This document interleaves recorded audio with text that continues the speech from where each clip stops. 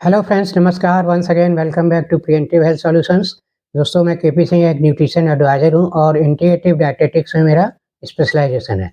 दोस्तों, आज इस वीडियो में हम देखेंगे कि चाय जो कि डेली बहुत ही पॉपुलर है इंडिया में, क्या इतनी ख़राब है जैसा कि कुछ लोग इसके बारे में बताते हैं, यहाँ तक कि इसे ज़हर जैसी संज्ञा भी देते हैं। तो दोस्तों, आइए इसको साइंटिफिक आधार पर देखें, इसके क्या फ़ायदे और नुकसान हैं।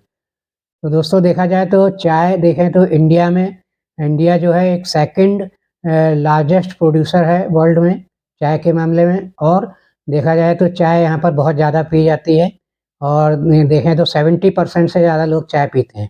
इसके लिए कोई आंकड़े दिखाने की ज़रूरत नहीं है, आप खुद ही देख सकते हैं। सड़क पर फुटपाथ से लेकर और 5 स्टार या 7 स्टार होटल की बात करें तो सब जगह चाय आसानी से मिल जाती है और सब जगह यूज की जाती है। तो दोस्तों, जब चाय इतनी पॉपुलर है और इतनी ज़्यादा यूज़ की जाती है इंडिया में, तो इसे हम एकदम से ज़हर जैसा बोल दें तो ये चीज़ एक्सेप्टेबल नहीं है।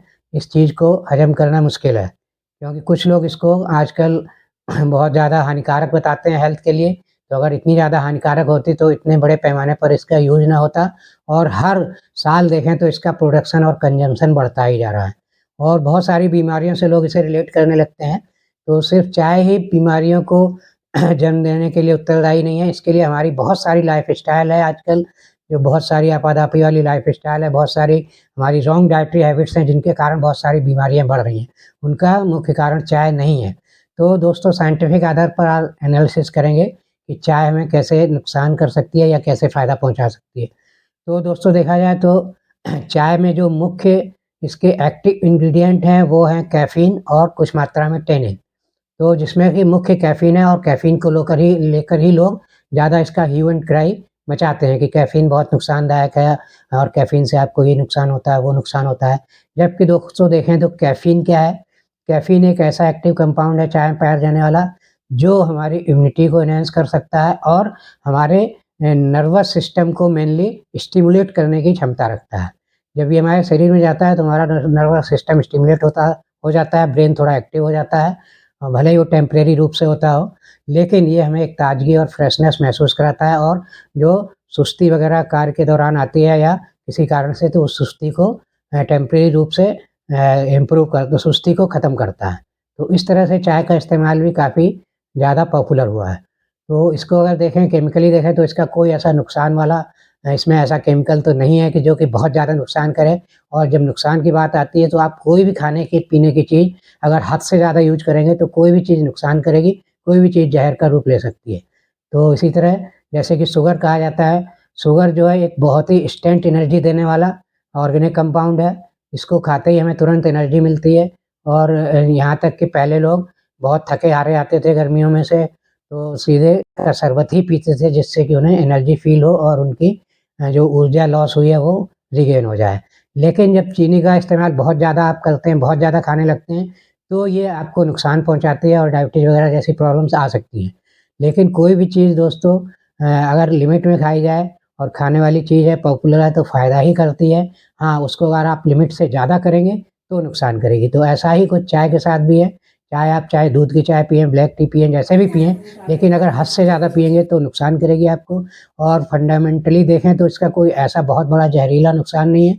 ये आपके पेट के डाइजेशन को डिस्टर्ब करती है। इससे एसिडिटी की टेंडेंसी होती है इसमें। अगर ज़्यादा चाय पीते हैं तो आपको एसिडिटी होती है और पेट की प्रॉब्लम्स हो सकती हैं डाइजेशन की। और इससे ज़्यादा अगर बहुत इतनी ज़्यादा मात्रा में कोई कैफ़ीन नहीं ले पाता है चाय से जो आपको ज़हरीली हो जाए। तो इस तरह से दोस्तों, देखा जाए तो चाय आप पीते हैं या नहीं पीते वो अलग मैटर है। मैं ये नहीं कह रहा कि आप चाय पिएँ, अगर आप चाय नहीं पीते हैं, चाय छोड़ रखिए, कोई बात नहीं, अच्छी बात है।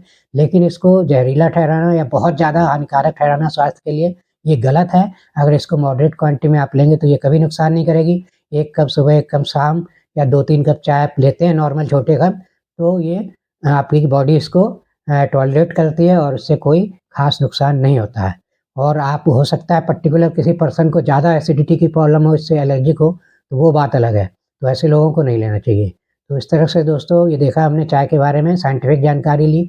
और देखा जाए तो चाय अगर देखें तो इतनी ज़्यादा पॉपुलर है इंडिया में कि जो लोग चाय छोड़कर दूसरे हॉट बेवरेज की तरफ जाते हैं, जैसे कुछ जड़ी-बूटियों पर आधारित कोई पेय बना रहे हैं, हॉट ड्रिंक बना रहे हैं या कोई काढ़ा वगैरह बना रहे हैं, तो उसको भी चाय का ही शब्द दे देते हैं, चाय का ही नाम दे देते हैं, जैसे हर्बल टी, मसाले वाली टी, जिसमें कि चाय पत्ती कहीं भी यूज़ नहीं की है, जबकि चाय एक अपने आप में अलग एक प्लांट है जिसका साइंटिफिक नेम है कैमेलिया सिनेंसिस। तो वो एक प्लांट है अलग से और जिसका नाम चाय है, लेकिन इतना पॉपुलर हो गया है कि इसको हम कोई भी दूसरे प्लांट की भी अगर हॉट बीवरेज बना रहे हैं तो उसको भी चाय बोल देते हैं। तो आप इसी से अंदाज़ लगा सकते हैं इंडिया में इसकी कितनी पॉपुलैरिटी है और इतनी पॉपुलर चीज़ इतनी ज़्यादा नुकसानदायक कि जहरीली ठहरा दी जाए, ऐसा तो नहीं हो सकता। तो दोस्तों एन्जॉय करिए चाय मॉडरेट क्वांटिटी में और इससे कुछ लोगों के कहने में मत आइए कि ये ज़हर है और इस तरह से आप मॉडरेट क्वांटिटी में लेंगे तो आपको कोई नुकसान नहीं करेगी बल्कि कुछ फ़ायदा ही पहुँचाएगी फ़ौरी तौर पर और इसके फ़ायदे उठाइए, एन्जॉय करिए। इसी के साथ दोस्तों इन्फॉर्मेशन अच्छी लगी तो लाइक एंड शेयर करें वीडियो और चैनल सब्सक्राइब नहीं किया है तो प्लीज़ चैनल सब्सक्राइब कर लें। Thank you very much, see you in next video.